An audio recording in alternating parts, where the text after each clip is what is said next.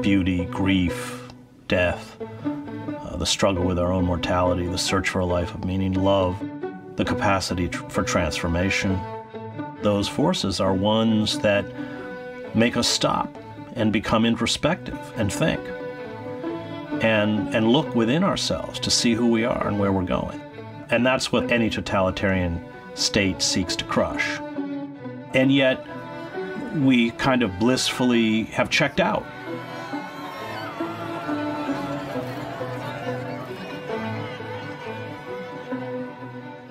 Most people have no concept of how fragile their environment is. I think you have to, as I have done, live in societies that collapse to realize how quickly they go down and how fragile they are. And so there's a kind of emotional incapacity to understand collapse, even when it's facing you. I spent 20 years outside the United States, and I had covered, as a foreign correspondent, totalitarian cultures, everything from the East German Stasi state to Slobodan Milosevic's Serbia. So I know how totalitarian systems work. I know the kind of dark emotions they evoke. I know the mechanisms they use to shut down dissent. And when I came back, it was utterly apparent that the country had gone collectively insane in a very frightening way. Not only their misunderstanding of the wider world, something as a foreign correspondent I was very cognizant of, but their misunderstanding of who they were and where they were going.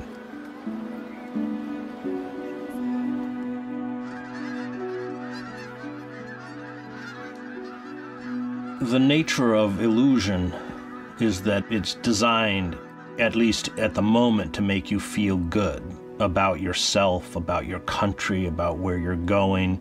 In that sense, it functions like a drug. Those who question that illusion are challenged not so much for the veracity of what they say, but for puncturing those feelings.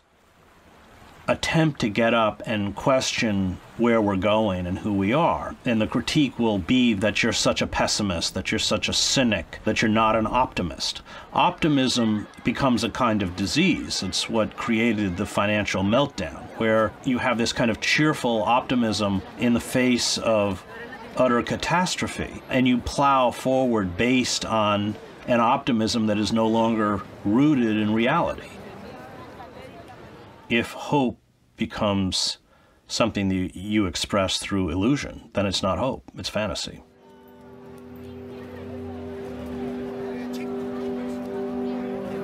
The cult of the self is, in biblical terms, a form of idolatry. Everything is about you. Whether it's the worship of power or money, it all goes back to the self. It all goes back to creating little monuments to yourself. All investment into a particular goal of self-aggrandizement is a kind of pathetic attempt at self-exaltation in a kind of maybe even subconscious way at immortality.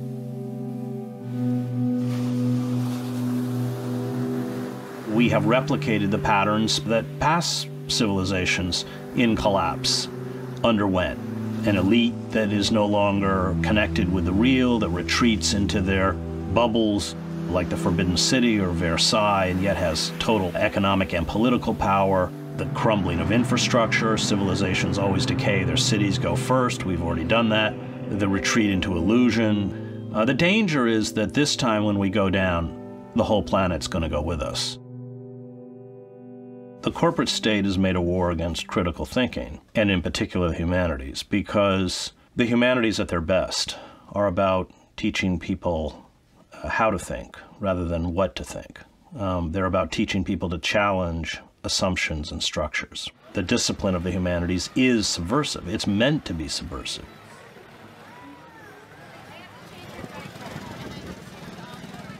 The other thing that the failure to think critically does is it creates a very frightening historical amnesia. So you don't know how you got here. You don't know where you came from. And again, that is something that popular culture, let's call it totalitarian capitalism, seeks to put in place so that people interpret their problems as personal problems rather than political or social problems. When you don't understand what's going on, when you imbibe the illusion that you're fed, the belief that reality is never an impediment to what you desire, that you can have everything you want, that blinds you. It keeps you from seeing what's happening around you. Then, because you are intellectually and emotionally unprepared, you scream for moral renewal and a new savior and a demagogue and vengeance. And at that point, you vomit it up, these very frightening figures. So the lunatic fringe of our political establishment, which is often laughed at by even a majority of the populace, in moments like that suddenly seizes power.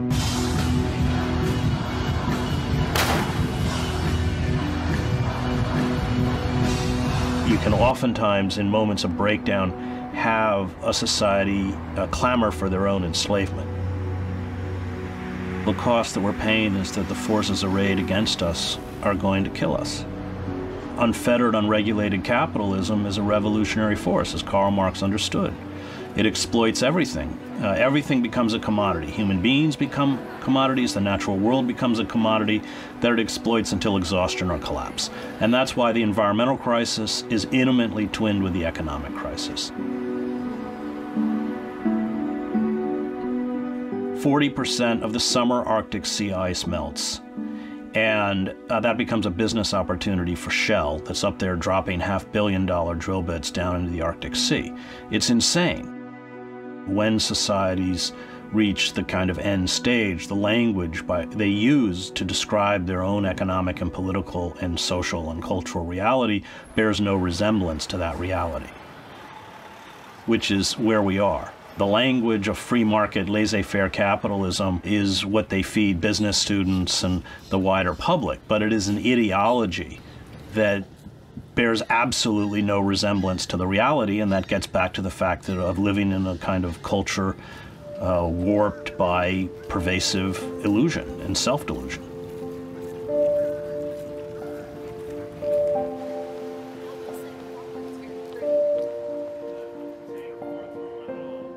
Totalitarian societies by their nature are hyper-masculine cultures and seek to banish empathy. They not only ignore the vulnerable and the weak, but they ridicule them and persecute them. They celebrate supposed values of force, strength, violence, and empathy is seen as weakness. I mean, in a free market society, all of those companies like Goldman Sachs would have gone into bankruptcy. But we don't live in a so-called free market. We live in a kind of bizarre species of corporate socialism.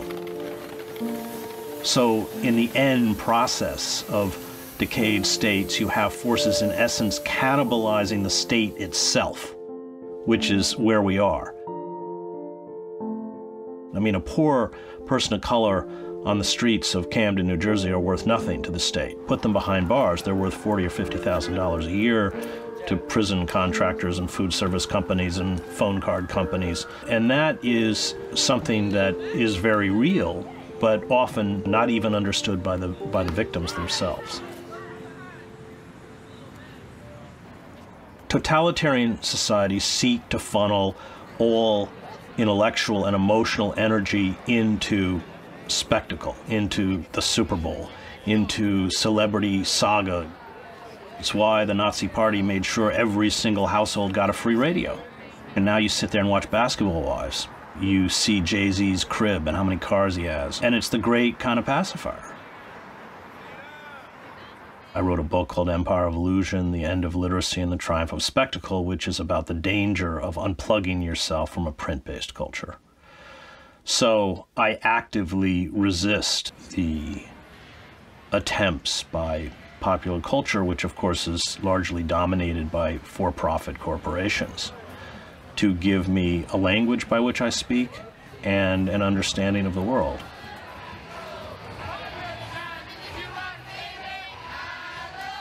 Underneath the guise of consumerism is unadulterated hedonism. I mean, it's infected everything, including spirituality, which in its real form has nothing to do with us. It has to do with our neighbor. I mean, the whole point of, and again, I speak as a seminarian, of a life of commitment is picking up a cross. It's not a pleasant experience. It's one that gives one a sense of meaning, a sense of purpose. So, I think that, again, it goes back to values which are largely an anathema to the consumer society. Those are values that are rooted in self-sacrifice. It's about giving.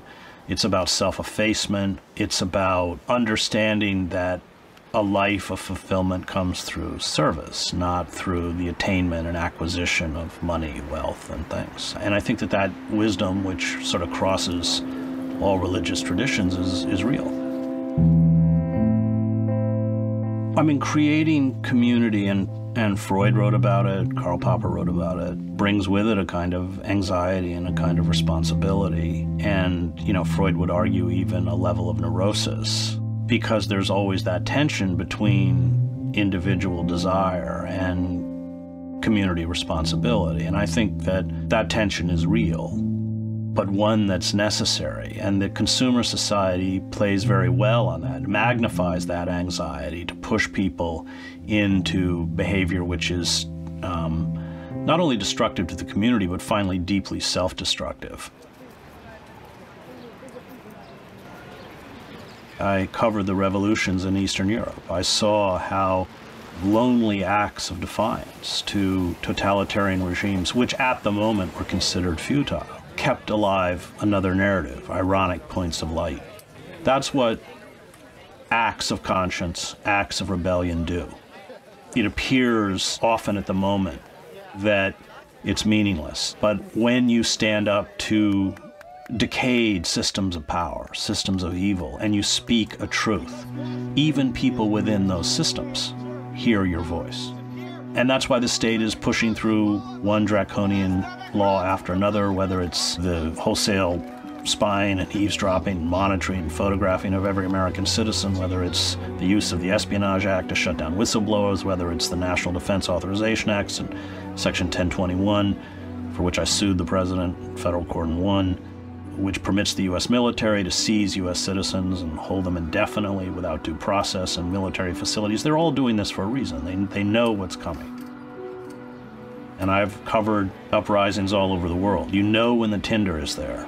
You never know what's going to trigger it. You never know when it's going to come. You never know how it's going to express itself, but you know it's there, and it's definitely here. The corporate state knows no limits at this point. It has no regulation, it has no government control, it writes its own laws, it writes its own legislation. So that the rise of popular culture and the obliteration of real culture is part of this entire corporate totalitarian assault on beauty and truth. And that's what they have to seek to eradicate, because those forces are ones that remind us about how we should live and about what it means to be human.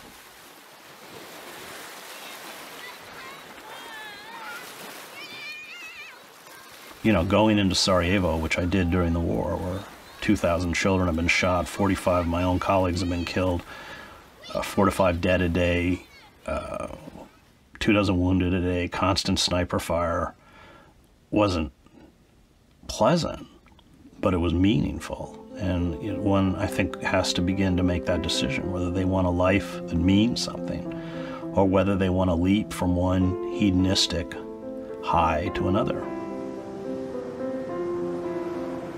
You can't talk about hope if you can't see reality, and reality is pretty bleak. But that's the starting point.